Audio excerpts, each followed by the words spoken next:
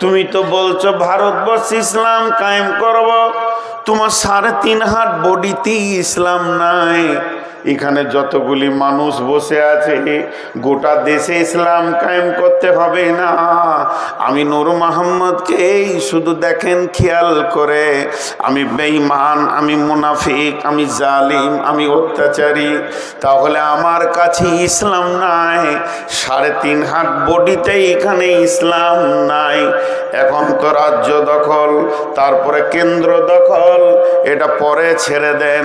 এখানে যে 2-3 হাজার লোক বসে আছেন, কোরআনের ফরমাতে একটা করে ধরবো আর কোরআন নামে কিউআর কোডে দিয়ে দেখবো মুসলিম না নন মুসলিম। কোরআন একটাকেও মুসলিম বলবে না, ইভেন আমাকেও বলবে তুই বেঈমান হালাতে বক্তব্য রাখছিস। তাহলে অত্যাচার তো মুসলমানদের ওপরে হয়নি, হয়েছে বেঈমানদের ওপরে হয়েছে। আজকে হিসাব করেন, আমরা আছি মুসলমান, আধার কার্ডে মুসলমান, ভোটার কার্ডে মুসলমান, প্যান কার্ডে মুসলমান, ভোটার লিস্টে মুসলমান। আপনাদের এই বিলবাড়ি গ্রামে হাজার মুসলমান আছে? পুরুষ খালি, নারীটি বাদ দিয়ে বলছি, হাজার মুসলিম আছে এখানে এই গ্রামটায়? বলেন। 3.5 জোহরের নামাজের সময় মসজিদে গুনে নিব 3.5 খালি লোকের লিক দেখছে। জোহরের নামাজে আজানের পর মসজিদে কাউন্ট হবে 1, 2, 2100, 2400, 2000, 3.5 মসজিদ ঢুকে যায়। ভাইরা আমার, এবার আল্লাহ কি বলছেন? মা আমার, বোন আমার, কান দিয়ে শোনেন। কুলিন কানা আবাউকুম ওয়া আবনাউকুম ওয়া ইখওয়ানুকুম ওয়া আজওয়াজুকুম ওয়া আশীরাতুকুম ওয়া আমওয়ালুন ইকতারাফতুমুহা ওয়া তিজারাতুন তাখশাউনা কাসাদাহা ওয়া মাসাকিনু তারদাউনাহা। আমার আল্লাহ বলছেন, যখন তোদের 8টা জিনিসের ওপরে মহব্বত বেড়ে যাবে 3টের তুলনায়, সেই 8টাকে বাপের মহব্বত, ভাইয়ের মহব্বত, সন্তানের মহব্বত, বিবির মহব্বত, বন্ধুর মহব্বত, সঞ্চিত মালের মহব্বত, ব্যবসা বাণিজ্য চাকরি বাকরির মহব্বত, এবং যে অট্টালিকাটা তুমি বানিয়েছ এই ঘরটির মহব্বত যখন তোমার বেড়ে যাবে, এই 8টার মহব্বতে তখন তুমি পাগল হয়ে থাকবে। এই 8টার মহব্বতে তোমার সূর্য উঠবে ডুববে, তুমি আনন্দে আত্মহারা হয়ে যাবে। তোমার কাছ থেকে 3টে মহব্বত বেরিয়ে চলে যাবে। 3টে তোমার মুখের দাবি থাকবে কিন্তু মহব্বত থাকবে না। সেই 3টে কি? আহাব্বা ইলাইকুম মিনাল্লাহ, আল্লাহর মহব্বত তোমার দিল থেকে চলে যাবে। আমার আল্লাহ সকাল বিকাল তোমাকে 10 বার ডাকবে, হাইয়া আলাস সালাহ, তুমি তখন আসবে না। হাইয়া আলাল ফালাহ, এসো তুমি এখানে নিষ্কৃতি নিয়ে যাও। তোমাকে মারবে না, বজরং মারবে না, শিবসেনা মারবে না। আমার অফিসে এসো, আমি রব তোমাদেরকে ডেকেছি। তখন তুমি চায়ের দোকানে থাকবে, তাসের আড্ডাতে থাকবে, তখন তুমি জুয়ার আড্ডাতে থাকবে। আল্লাহর ডাকে সাড়া দেবে না, আল্লাহ তোমার উপরে নারাজ হয়ে যাবে। ও রাসূলিহি, আমার রসুলের উপরে তোমাদের নাফরত কত হবে। মুসলমান, তোমার গালে দাড়ি থাকবে না। বাম হাতে পানি পান করবে, ডান হাতে দাঁড়িয়ে পেশাব করবে, পেশাব করে তুমি পানি নেবে না। মুসলমান, তোমার কাছ থেকে রাসূলও বিদায় নিয়ে নেবে। আর ওয়াজিহাদিন ফি সাবিলিহি, আল্লাহর রাস্তায় বেরিয়ে আল্লাহর দ্বীনকে প্রতিষ্ঠিত করার চিন্তা তোমার থাকবে না। বিশ্ব নবী বলে গেছেন, তুআল্লিমা লিগাইরি দ্বীন, এমন একটা দিন আসবে মুসলমানরা যেদিন মার খাবে, সেদিন কোরআনের মতো নিয়ামতের শিক্ষাটাকে তুচ্ছ করে দিয়ে ভিখিরির জায়গায় রেখে দেবে। আর ইংরেজি বাংলার বড় বড় মিশনগুলোর পেছনে বাপরা দৌড়বে সন্তানকে দেওয়ার জন্যে। আমার কোরআন ভিখারির মতো মসজিদে পড়ে থাকবে। ওই দিন তোমাদের পিঠের চামড়াগুলো কাঁচা তুলবে শিবসিনাতে বজরঙ্গে, আর তোমরা অঝর নয়নে কাঁদবে।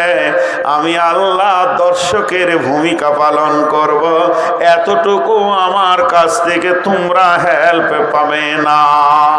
তার কারণ হচ্ছে তোমার সঙ্গে আমার তালাক ঘটে গেছে। তুমি তুমি কোনো দায়িত্ব নাই।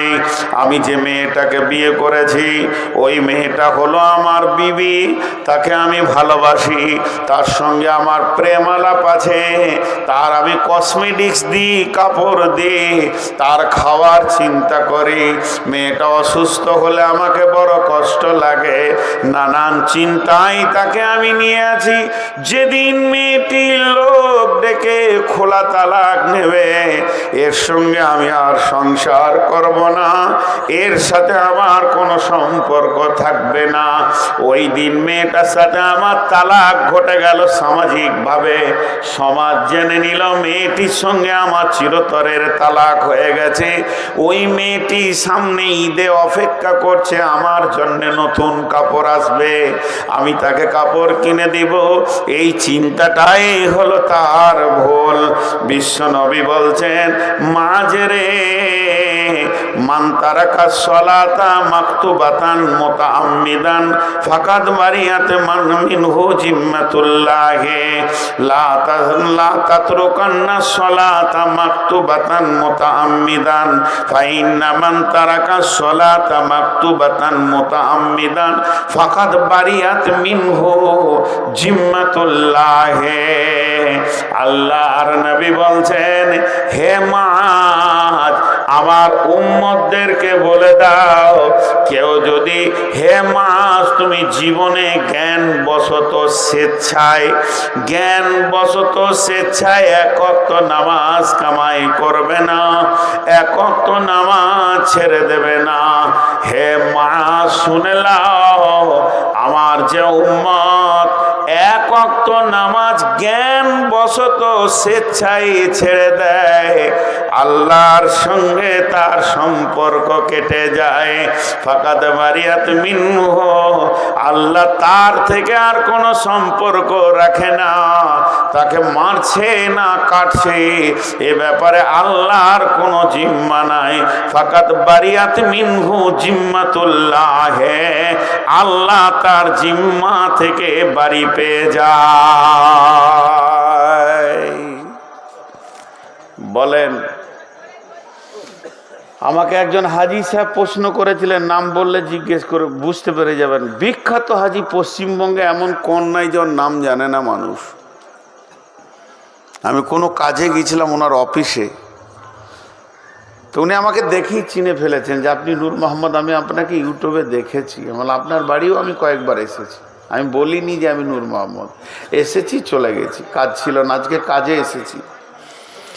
তিনি আমাকে প্রশ্ন রাখলেন যে ভাই, এই যে পরিস্থিতি মুসলমানদেরকে ধরছে আর কাটছে, তা আল্লাহ এখন কি করছে? জি ভাই, আজকে ভারতবর্ষের সৈন্য সংখ্যা কত? 30 লাখ। আজকে বাংলাদেশের সৈন্য সংখ্যা কত? 5 লাখ। আজকে পাকিস্তানের সৈন্য সংখ্যা কত? আর কিছু। আজকে চীনের সৈন্য সংখ্যা কত? 40 লাখ। একটা সৈন্য সংখ্যা আছে, সৈন্যটাকে বলে শক্তি, দেশের শক্তি। দেখবেন বর্ডারে লেখা আছে বর্ডার সিকিউরিটি বল, ক্ষমতা বল, হিন্দিতে লেখা থাকে। তো এগুলো হলো দেশের শক্তি।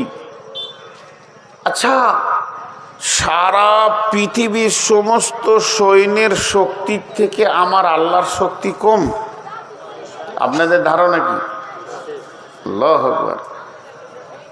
আল্লাহকে কিছু করতে হয়? আল্লাহ সবই করেন, কিন্তু কিছু করতে হয় না, হুকুম করলেই হয়ে যাবে, হুকুম করলেই হয়ে যাবে। আল্লাহ এখনই হুকুম করবে, রাত্রি 11:30টায়, সকালে উঠে দেখবেন গোটা দেশ মুসলিম হয়ে গেছে। আল্লাহর কাছে যথেষ্ট, এটা আল্লাহর হুকুমটাই যথেষ্ট। তারপরও আল্লাহ সৈন্য সংখ্যা সম্পর্কে কি বলছেন? শাবে মেরাজের রাত্রিতে বিশ্ব নবী সফর করলেন। প্রথমে বাইতুল্লাহতে 2 রাকাত নামাজ পড়লেন, এরপরে বাইতুল মামুরে 2 রাকাত নামাজ, বাইতুল্লাহ 2 রাকাত নামাজ পড়ে তারপরে বিশ্ব নবীকে বর্রাকে জিব্রাইল নিয়ে চলে গেলেন ফিলিস্তিনে, যেটা মসজিদে আকসা, যেটাকে নিয়ে ঝামেলা চলছে। ওই জায়গায় গিয়ে উনি 2 রাকাত নামাজ পড়লেন। নামাজ পড়ার পর ওখান থেকে ঘোড়া ঊর্ধ্ব গগনে যেতে শুরু করলো। বর্রাক যখন ঊর্ধ্ব গগনে যেতে শুরু করেছে, যেতে যেতে একটা মসজিদ পেয়েছে এই জমিনে। সেই মসজিদটার নাম হলো বাইতুল মামুর, এটা আসমানের ভিতরে আছে। এই মসজিদে বিশ্বনবী গেলেন এবং ওখানে গিয়ে সমস্ত নবীকে দেখতে পেলেন। বিশ্ব নবীকে ইমামুল আম্বিয়া কেন বলা হয়? তিনি সমস্ত নবীর কেন ইমাম? আদম আলাইহিস সালাম ও নবী মুহাম্মদ সাল্লাল্লাহু আলাইহি সাল্লামের পেছনে নামাজ পড়েছেন, ওখানে সমস্ত নবী রয়েছে। জিবরাইল আমিন বিশ্ব নবীকে বর্রাক থেকে নামিয়ে হাতটা ধরে টেনে নিয়ে গিয়ে মুসল্লায় দাঁড় করিয়ে দিলেন। বিশ্ব নবী 2 রাকাত নামাজ পড়লেন, সালাম ফিরলেন। সমস্ত নবীরা নবীজির পেছনে সালাত আদায় করলেন। এরপরে তিনি চলে গেলেন 7 তবক আসমানকে ভেদ করে সিদরাতুল মুনতাহা। আল্লাহর সঙ্গে মোলাকাত হলো, সরাসরি দেখা হয়নি। আম্মা জান আয়েশা প্রশ্ন করেছিলেন, ইয়া রাসূলুল্লাহ, আপনি কি আল্লাহকে দেখেছেন? বিশ্বনবী উত্তরে বলেছেন, আমি দেখিনি, তবে নূরের তাজাল্লি আমি দেখেছি। এরপরে তিনাকে সমস্ত ট্রেনিং করিয়ে, কেউ বলে 14 বছরের সফর ছিল, কেউ বলে 28 বছরের সফর ছিল। এই সফরটা সেরে বিশ্বনবী যখন এসে মসজিদে নববীতে বর্ণনা দিচ্ছেন, তখনই বলেছেন বাইতুল মামুরের ক্যাপাসিটি কত, আপনাদের মসজিদটা ক্যাপাসিটি কত। এখনই অঙ্ক করেলেন, প্রত্যেকটা মুসল্লাতে একটা মানুষকে 8 ফুট না জায়গা লাগে নামাজ পড়তে। এটা কয় ফুট হচ্ছে দেখলেন? তাহলে বিশ্ব নবী গো ওই মসজিদটা ক্যাপাসিটি কতটা? নবীজি বলেছেন, শুনে লাও, ক্যাপাসিটি শুনে লাও, সেই সাথে ফেরেশতা সংখ্যাও শুনে লাও। একসঙ্গে আল্লাহর 70,000 ফেরেশতা সেখানে নামাজ পড়ে। একসঙ্গে আল্লাহর 70,000 ফেরেশতা সেখানে নামাজ পড়ে। যে 2 রাকাত নামাজ পড়ে বেরিয়ে চলে যায়, পশ্চিম দিকে সূর্য উঠবে, কিয়ামত হয়ে যাবে, ওই ফেরেশতাটা আর দ্বিতীয় চান্স পাবে না। সৈন্য সংখ্যা কত হলো? 12,500। মাথা নাড়িয়েছে, বলছে হ্যাঁ। তাহলে কেমন শুনছে, খালি ধ্যান নেন। 70,000 একবার 2 রাকাত পরে বেরিয়ে যায়, আর 2 রাকাত নামাজ পড়ার জন্য পেছনে লাইন দিয়ে দাঁড়িয়ে আছে, এরা ঢুকে যায়, ওরা বেরিয়ে যায়, পরের স্টেপ ঢুকে যায়। এইভাবে চলতেই আছে কিয়ামত পর্যন্ত। 2 রাকাত নামাজ যে পড়েছে দ্বিতীয় চান্স পাবে না। এতগুলি ফেরেশতা আছে। তাহলে একটা ফেরেশতার ক্ষমতা কতটা? 1 চর দিলে মনে হয় হালকা লাগবে, জি না। আল্লাহ 2টো মাস্তানের নাম আপনাদের সামনে বলছি, বেশি বলবো না। একটা হলো ওর নাম আজরাইল। আজরাইল নাম নয়, মালাকুল মত। তো এই মালাকুল মত যে মতের ফেরেশতা, এর কত ক্ষমতা? প্রতিদিন মার্ডার করছে। কোনো কেস কাছারি আছে? বলেন, আপনাদের থানার নাম কি? নবগ্রাম থানাতে মনে হয় একদিন বাঁধা ছিল না? হ্যাঁ বলছে হ্যাঁ ছিল, মাথা লড়াইছে, ও কি বুঝছে আল্লাহ জানে।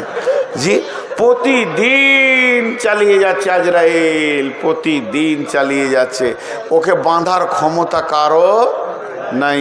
একজন বাংলাদেশি বক্তা উনি মজাক করছেন, বলেননি যে এরকম হাদিস আছে, একজনের বাপ মরে গেছে, দৌড়ছে থানাতে গিয়ে বলছে এসপি সাহেব তাড়াতাড়ি করে কেস লেখেন। বলে কি হলো? আমার আব্বা এক্ষুনি মার্ডার হয়ে গেল। কখন? বলে সকাল 7টায়। তাড়াতাড়ি খাতাতে লিখছে মার্ডার হয়েছে। কোথায়? বাড়িতে। কিভাবে? বলে আজরাইল মেরেছে, হে কলম ফেলে দিয়েছে। বলছে ওর নাম লিখতে গিয়ে আবার না জানি আমার উপর আবার কিছু হয়ে যায় না। তাহলে একটা মাস্তান বিশ্ব সামালতে পারছে না, মুদি যদি আজরাইলের নাম 3 বার শুনে তো চুচু চুচু করে পেশাব করবে। কিন্তু সে কার কন্ট্রোলে আছে? আজরাইল। জোরে বলেন কার? বিসমিল্লাহির রহমানির রহিম। ওয়া নুফিকা ফিস সূরি ফাসাইকা মান ফিস সামাওয়াতি ওয়া মান ফিল আরদি। আল্লাহর আর একটা সৈন্যর নাম হলো ইসরাফিল। ইসরাফিল সুর ফুঁকে দেবে। ভারত কেন, রাম মন্দির কেন, আর জগন্নাথ মন্দির কেন, আর কি মসজিদ কেন, মন্দির কেন, পৃথিবীটা ময়দান বানিয়ে দেবে। আল্লাহ তো দূরের কথা, আল্লাহকে এখন জমার খাতায় রেখে দিলাম। আমার আল্লাহকে হাত লাগাতে হবে না, আমার আল্লাহ তার হাতকে নাপাক করবেন না, তিনি গোটাই পবিত্র পবিত্র থাকবেন। একটা হুকুম মেরে দেবে ইসরাফিলকে, বিশ্বটাকে ধ্বংস করে দেবে। এই রকম ক্ষমতা নিয়ে তিনি বসে রয়েছেন গদিতে, আর আমরা হলাম তার পাছাটা গোলাম, আর আমাদেরকে কাটা হচ্ছে। তাহলে আমাদের মালিক এখন কি করছে? নিশ্চয় মালিকের সঙ্গে সম্পর্ক কেটে গেছে। এই জায়গাটা যদি কেউ রিপেয়ার করে নিতে পারে, আল্লাহ তাবারাক ওয়া তাআলা সূরা নূরের মধ্যে বলছেন বিসমিল্লাহির রহমানির রহিম। ওয়াদাল্লাহুল্লাযীনা আমানু মিনকুম ওয়া আমিলুস সলিহাতি লা ইস্তাখলিফান্নাহুম ফিল আরদি কামা ইস্তাখলাফাল্লাযীনা মিন ক্বাবলিকুম। আরেকবার বলছি বিসমিল্লাহির রহমানির রহিম। ওয়াদাল্লাহুল্লাযীনা আমানু মিনকুম ওয়া আমিলুস সলিহাতি লা ইস্তাখলাফাল্লাযীনা মিনকুম কামা ইস্তাখলাফাল্লাযীনা লা ইস্তাখ দেখছো খালি মাথা ভুল করে। ওয়াদাল্লাহুল্লাযীনা আমানু মিনকুম ওয়া আমিলুস সলিহাতি। আল্লাহ তাবারাক ওয়া তাআলা বলছেন আমি তোদের সঙ্গে ওয়াদা করছি। আচ্ছা আর একটা মাঝে কথা বলেলেন, আমি আয়াতটা ততক্ষণ বের করে নিই মাঝে। আচ্ছা আমার ওয়াদা, আমি যে ওয়াদা করেছি আজকে জালসায় আসবো, যদি আল্লাহ তৌফিক না দিত আসতে পারতাম? ধরেন বাড়ি থেকে বের হয়ে 5 গ্রামে গাড়িটা 3 পাল্টি, তাহলে হসপিটাল যেতাম। তাহলে আমার আসার কোনো ক্ষমতা নাই।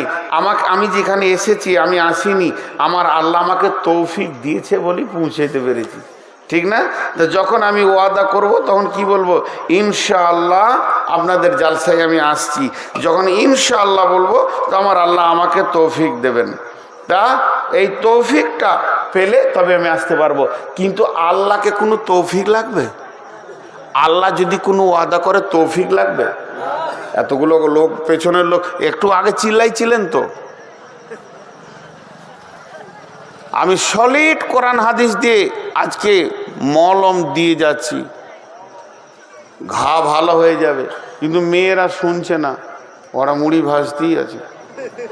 জি আপনারা শুনেন, মানে আমি তো আবার নারী বিশেষজ্ঞ, আমি বুঝি যে ওরা শুনবে না। ওরা এসেছে বহু দিনের পুরাতন গল্প গুজব উজাড় করছে। আচ্ছা ওরা ওদের কাজ করুক, আপনারা আমার সঙ্গে কথা বলেন। আল্লাহ কোনোদিন ওয়াদা খিলাফ করেন না। এবার আমি বলছি সূরা নূরে চলে যাবেন, 55 নম্বর আয়াতটা খুলবেন। আল্লাহ কি বলছেন? ওয়াদাল্লাহুল্লাযীনা আমানু মিনকুম ওয়া আমিলুস সলিহাতি লা ইস্তাখলিফান্নাহুম ফিল আরদি কামা ইস্তাখলাফাল্লাযীনা মিন ক্বাবলিকুম। আল্লাহ তাবারাক ওয়া তাআলা বলছেন আমি ওয়াদা করছি রে সারা বিশ্বের মুসলমান, আমার ওয়াদাটা শুনেলে তোরা ঈমান আনার পর আমার ভালো আমলের ভিতরে তোরা ঢুকে যা। যখন তোরা আমাকে রাজি করে নিবি আর আমি যখন রাজি হয়ে যাব, সারা বিশ্বটাকে তোদের হাতে তুলে দিব, তোরা শাসন করবি, তোদের অধীনস্থে বাকি জাতিগুলো শাসিত হবে। কেমন করে শাসন করবি আর কেমন করে শাসিত হবে একবার ভেবে দেখ। ইতিহাসের দিকে পেছন দিকে হাঁটতে হাঁটতে চলে যা, সাহাবীরা কিভাবে শাসন করেছে। 1.5 লক্ষ বেঈমান, একটা নয়, দুটা নয়, তিনটা নয়। বাদশা হেরাক্লেস কাজ ছিল খালি কাউকে আমার থেকে বড় হতে দিব না, ওই দেশটা আমার থেকে বড়, চলো হামলা করো, ওকে আমার পায়ের তলে ফেলো। এই দেশটা আমার থেকে বড়, চলো হামলা করো। কারণ ও সৈন্য বেশি ছিল। বর্তমানে আমেরিকা লাল বান্দররা যে কাজটা চালিয়ে যাচ্ছে, ওইটাই ছিল বাদশা হেরাক্লের কাজ। তখন রোম, পারস্য আর আপনার কুয়েত যেগুলো বিভাজন হয়ে গেছে, ইরাক, ইরান একসঙ্গে ছিল। 1.5 লক্ষ সৈন্য। কোনো একজন ব্যক্তি বলল, ও বাদশা হেরাক্লেস, তুমি বহু জায়গায়। কি হলো? ছেলে পেলে ভাগ্য ভালো না, আমি অন্য কিছু বলেছি, আমি খারাপ মনে করি না, যে কারো বিপদ হয়ে গেল নাকি। আর্তনাদ ছিল, এটা হাসি ঠাট্টা ছিল না। ও বাদশা হেরাক্লেস, তুমি তো বেশ কটা দেশ জয় করেছো, একটা নতুন শক্তি বের হয়েছে মদিনাতে, খবর পেয়েছো কি? ওই শক্তির নেতার নাম হলো নবী মুহাম্মদ সাল্লাল্লাহু আলাইহি সাল্লাম। কোনো ঝগড়া নাই, ঝামেলা নাই, ওর মাথায় চলে গেছে মোহাম্মদ নামে কে এসেছে রে মদিনাতে, খোঁজ নিয়ে দেখ। দেখছে হ্যাঁ, যে যায় সে মুসলমান হয় আর অনুগত্য স্বীকার করে।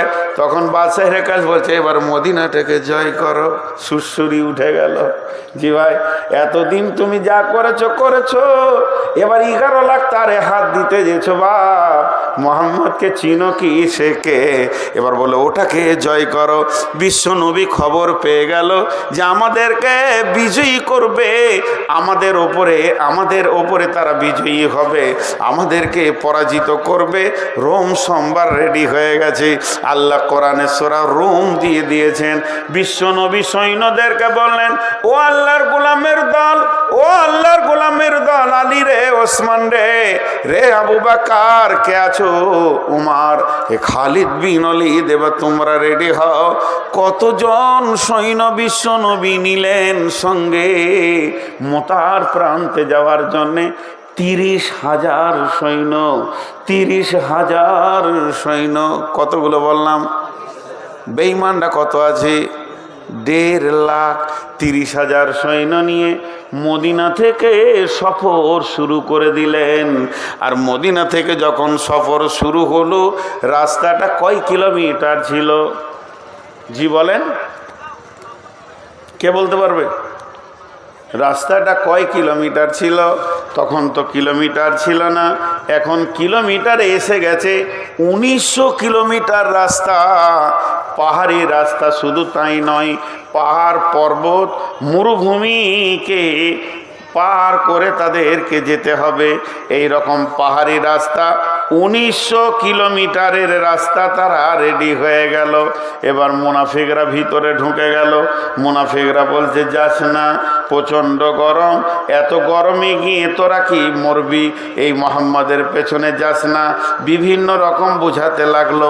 ভাইয়া, সূরা তওবার মধ্যে আল্লাহ আয়াত দিয়ে দিলেন, হে নবী তুমি বলে দাও, এই যে 54 ডিগ্রি সেলসিয়াসের গরম, বালি তো পুড়ে গেছে, পায়ের চামড়া উঠে যাবে, তোমাকে পাহাড়ে উঠতে হবে, নামতে হবে, চড়াই উতরাইকে তুমি ভয় করে যাবে না। কিন্তু শুনে নাও, এর থেকে জাহান্নামের আগুন আরো গরম। সাহাবীরা বের হয়ে গেলেন। কয়জন? 30,000। কয়জন বের হলেন বলেন? আর ওই দিকে আছে কয়জন? 1.5 লাখ। তাহলে 1.5 লাখ বেশি না 30,000 বেশি? 1.5 বেশি না 30 বেশি? 1.5 কম, 30 বেশি। আরে 1.5 কম দেখেন না, একের পরই তো 1.5 লাখ সৈন্য নিয়ে ময়দানে যখন হাজির বিশ্বনবী একবার আল্লাহর মুজাহিদদের দিকে এরকম করে নজর ফিরিয়ে দেখলেন, সৈন্য যেন সব রেডি হয়ে আছে। তারপরও বিশ্বনবীর মুখটা বড় ভারাক্রান্ত হয়ে গেছিল যে আমার আল্লাহর গোলামেরা, আল্লাহর মুজাহিদেরা আজকে কি ইসলামের পতাকা তুলবে না ইসলাম আজকে মিটে যাবে। এই কথা বললেন, মনে মনে ভাবছেন, আল্লাহর কাছে হাত দুটি তুলে দিয়ে বললেন, রব্বানা, হে আমাদের রব, অনসুরনা, তুমি আমাদেরকে সাহায্য করো আলাল কওমিল কাফিরিন। চেহারাতে একটু ছাপ পড়েছে, চিন্তা ছাপ। হযরত উমর কি বলছেন, ইয়া রাসূলুল্লাহ, ইয়া হাবিবাল্লাহ, আপনি কি কোনো টেনশন করছেন নাকি? হযরত উমরকে বিশ্বনবী বলে ফেলেন, উমর রে, আজকে তোমার কি মনে হয়? হযরত উমর বলেন, ইয়া রাসূলুল্লাহ, বিজয়ী তুলব ইনশাআল্লাহ, ইসলামের পতাকা রোমের মাটিতে গেড়ে দিয়ে চলে যাব, রোম আজকে আমাদের হাতে আসবে। হযরত উমরের কথাটা শুনে বিশ্বনবী বললেন, উমর রে, ছাগলের সঙ্গে বাঘের যুদ্ধ হচ্ছে, 30টা তোমরা দাঁড়িয়ে আছো 30,000, ওরা দাঁড়িয়ে আছে 1.5 লক্ষ। বিশ্বনবীকে তখন আনন্দ দেওয়ার জন্য উমর বলছেন, ইয়া রাসূলুল্লাহ, 30,000 সৈন্যকে আপনি রেস্ট করতে বলেন ওদেরকে তাঁবুতে, আমাকে একাই ছেড়ে দেন, 1.5 লাখে ঘর পাঠিয়ে দিছি। নবীজি বলেন, উমর রে, এত সাহস তুমি কিলে কেমন করে পেলে? হযরত উমর উত্তর দিলেন, ইয়া রাসূলুল্লাহ, আপনি বলেছেন যার দিলে আল্লাহ আছে তার দিলটা হলো জীবিত, আর যার দিলে আল্লাহ নাই সে হলো মুর্দা। আমি উমর একাই জীবিত, 1.5 লক্ষ মুর্দা দাঁড়িয়ে আছে আমাদের সামনে। একটা বাঘের মতো হুঙ্কার মারব, ময়দান ছেড়ে দিয়ে, এক বাঘ 1.5 লক্ষ ভেড়ার জন্য যথেষ্ট, ময়দান ছেড়ে দিয়ে চলে যাবে। যখন তুমুল যুদ্ধ মহড়া শুরু হয়ে গেল, বন্ধুরে, আল্লাহ কোরআনে দিলেন গলিবাতির রোম, 30,000 সৈন্য বিশাল রোম সাম্রাজ্যকে দখল করলেন। শুধু দখল করেনি, তাদের সিংহাসন পর্যন্ত পৌঁছে গেলেন। শুধু পৌঁছায়নি, সেখানে যে আপনার কিনা সোনার তাজ ছিল, সোনার শিকল ছিল, স্বর্ণ যত ছিল সবকে টেনে হিঁচড়ে বের করে নিয়ে এসে মসজিদের নববীর গোডাউনে ছুঁড়ে ফেলে দিলে বাইতুল মালে জমা করে দিয়েছে। এর নাম হলো আমরা সেই সে জাতি, আমরা সেই সে জাতি।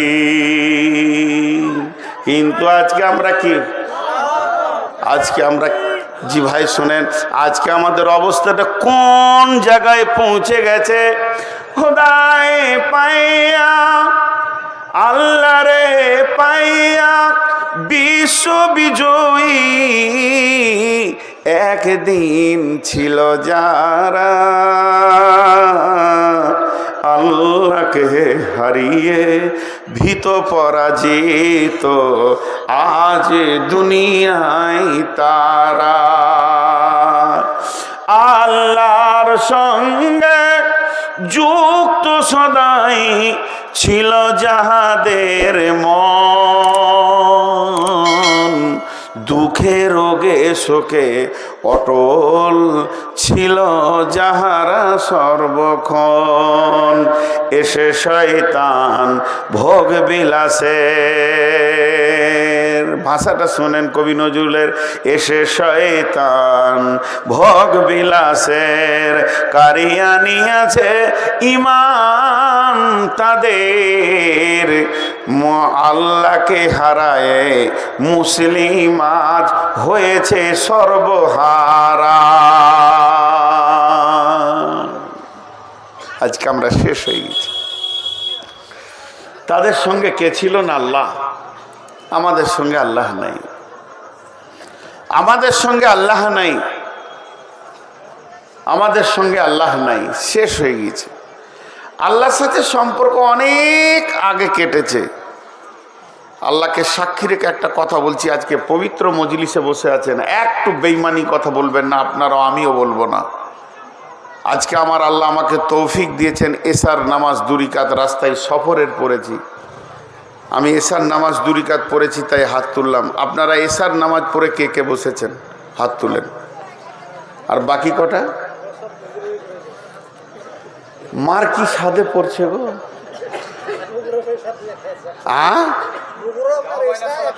যাই করেছেন এশার নামাজ পড়েছেন কিনা? আর বাকি যেগুলো হাত উঠলো না, আহা, এরা বজরঙ্গের থেকেও খারাপ, এরা বিজিবির থেকেও খারাপ। ভাই আমার, ভাবিয়েন না লোককে দোষ দিতে সময় লাগে।